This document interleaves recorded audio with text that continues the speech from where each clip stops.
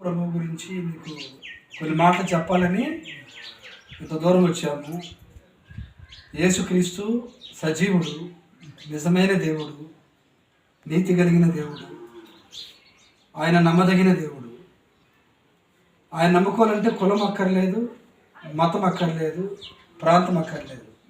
ప్రాంతాలకు అతీతంగా, కులాలకు అతీతంగా, మతాలకు అతీతంగా ఆయన నమ్ముకోదగిన దేవుడు. ఆయన నమ్ముకుంటే మనకు పాపక్షమాపణ దొరుకుద్ది, స్వస్థత కలుగుద్ది, రక్షణ దొరుకుద్ది, నెమ్మది కలుగుద్ది. మనం చనిపోయిన తర్వాత ఈ కట్టె మట్టిలోకి వెళ్ళినా మన ఆత్మకు స్వర్గాన్ని దేవుడు ఇస్తాడు.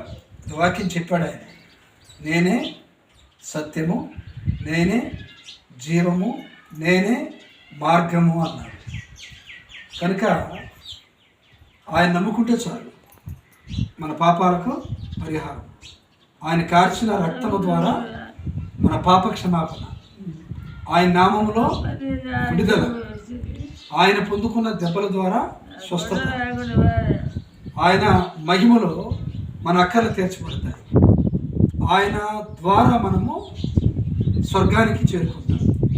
ఇటువంటి ధన్యత ఉంది యేసు ప్రభు నమ్ముకుంటే. మరి అంతకంటే మనకి ఏం కావాలి చెప్పు?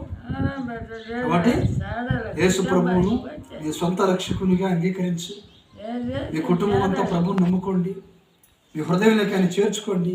మీ జీవితానికి ఆయన రాజుగా ఉండి, రక్షకుడిగా ఉండి, దేవుడిగా ఉండి మిమ్మల్ని మోక్షానికి, మంచి మార్గంలోనికి, నూతన జీవితానికి నడిపిస్తాడు.